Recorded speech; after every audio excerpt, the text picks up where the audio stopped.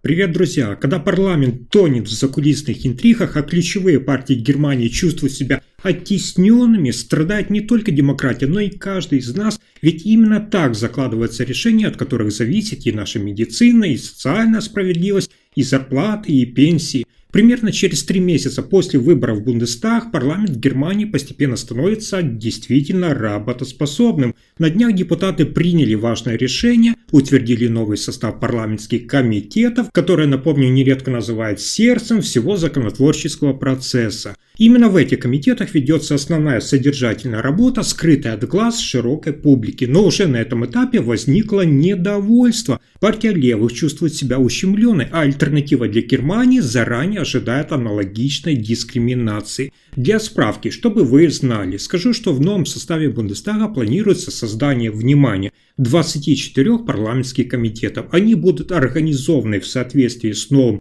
распределением функций между федеральными министерствами. Интересно то, что по сравнению с предыдущим созывом количество министерств увеличилось на одно, однако количество комитетов при этом сократилось на 1.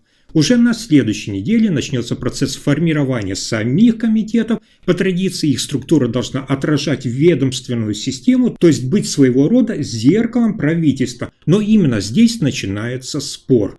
Партия левых уже резко критикует происходящее. По словам парламентского управляющего их фракции Кристиана Гёрке, левые возмущаются тем, что количество комитетов сокращается с 25 до 24. Это означает, что исходя из численности их фракции, они теперь имеют право лишь на 2 должности председателей комитета, тогда как ранее им полагалось соответственно 3. А это не просто вопрос престижа. У председателей больше возможностей, а также в их распоряжении находятся более просторные кабинеты и увеличенный штат сотрудников, что напрямую влияет на эффективность работы всей фракции. Беспокойство левых вызывает и другое новшество. Теперь в небольших комитетах будет только по 14 депутатов, а учитывая небольшую численность фракции левых, им достанется всего одно место в таких комитетах. И еще одна от меня справка для вас. Такая ситуация стала следствием реформы избирательного законодательства, в результате которой общая численность депутатов Бундестага уменьшилась с 735 до 630 мандатов. Соответственно, и комитеты пришлось также уменьшить. Но не менее напряженная ситуация и у альтернативы для Германии с Алис Вагель. Стефан Бранднер, это руководитель парламентской фракции «Альтернатива для Германии», уже прямо сейчас заявляет, что снова ожидает исключения их представителей из числа председателей комитетов. При формировании комитетов главным становится вопрос о выборе именно их руководителей и заместителей. Несмотря на то, что депутаты формально имеют, скажем так, свободу выбора, ни одна из других фракций не планирует поддерживать кандидатов от «Альтернативы для Германии» на эти должности. Бранднер, соответственно, возмущен, цитата: «Вы снова это предотвратите, вы снова незаконно приберете к рукам руководящие посты в комитетах», заявил он. Напомню вам, что и в прошлом созыве Бундестага ни один кандидат от «Альтернативы для Германии» АДГ так и не был избран председателем. Их места заняли депутаты из других партий. Интересно то, что такое утверждение Бранднера о незаконности, скажем так, таких действий было уже дважды оспорено в суде. АДГ подала жалобу в Федеральный конституционный суд. Оба раза суд в Карлсруэ пришел к одинаковому выводу. Фракции не имеют юридического права на определенное число руководящих постов в комитетах. Каждый депутат, входящий в состав комитета, имеет право голосовать по своему усмотрению и не обязан выбирать кандидата, которого считает неподходящим. Таким образом, несмотря на бурные дебаты, юридическая сторона вопроса здесь ясна. Но политическое напряжение, особенно между «Альтернативой для Германии», АФД и левыми и правящими коалициями, очевидно, продолжит нарастать по мере развертывания парламентской работы.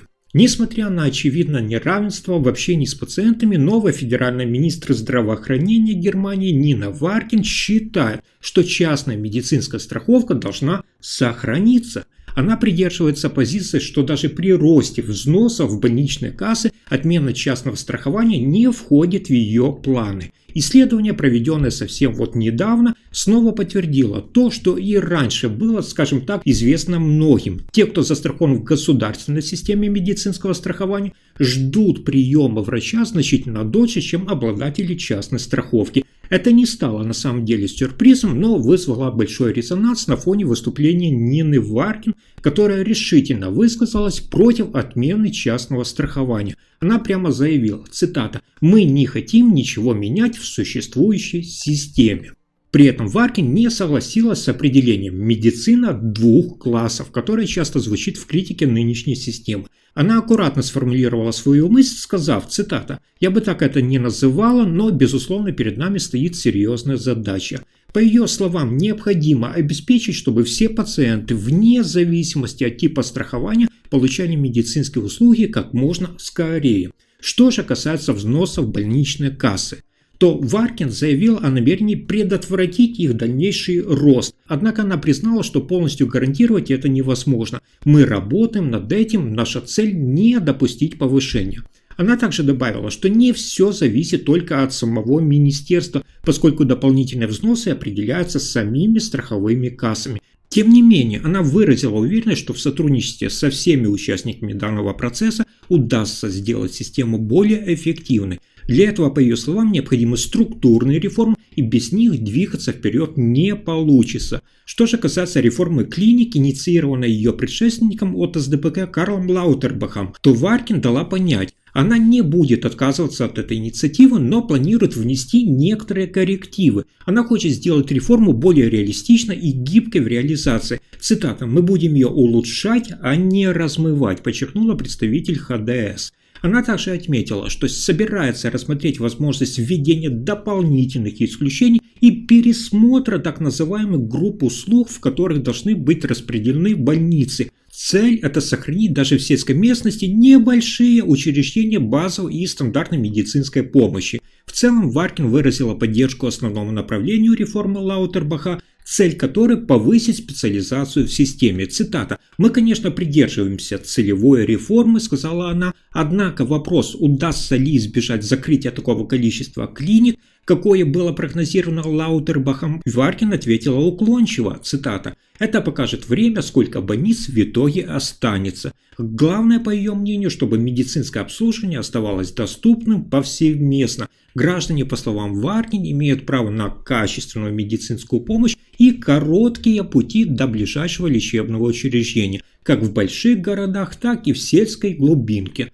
Барбель-Бас, выступая в Бундестаге, вновь подтверждает решимость нового правительства Германии взять курс на жесткую борьбу с мошенничеством в сфере социальных выплат. Новый министр труда не ограничивается вниманием только к получателям пособий. В ее поле зрения попадают и компании, которые способствуют этим нарушениям. Она прямо заявила в Бундестаге, цитата, «Есть люди, которые пользуются социальным государством, так же, как и есть и те, кто уклоняется от уплаты налогов. Такое поведение, подчеркнула она, подрывает чувство справедливости у многих граждан Германии».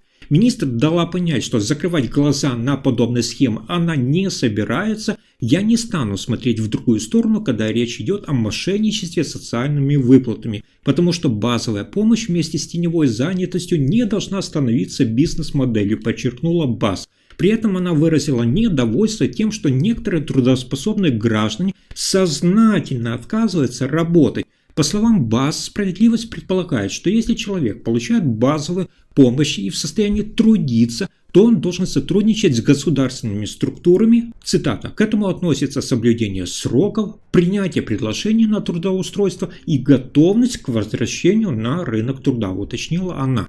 А я напомню, что партия ХДС, КСС и Социал-демократическая партия Германии договорились в своем коалиционном соглашении о реформе системы социальной поддержки. Действующее Бюргергельд, то есть гражданское пособие, должно быть преобразовано в новую форму базовой помощи для тех, кто ищет работу. При этом приоритетом станет трудоустройство трудоспособных получателей пособий. В рамках этой реформы планируется также ужесточить обязанности по участию в программах и усилить санкции в духе принципа «поощрять и требовать». Однако, как подчеркнула Бас, это не означает отмену денежных выплат. Цитата. «Базовая помощь останется всегда, даже если она будет называться не Бюргергельд». А теперь давайте обсудим, как вы считаете, приведет ли такое неравенство внутри парламента к реальным проблемам для простых граждан и стоит ли реформировать систему социальной помощи нуждающимся. Подпишитесь и спасибо за просмотр.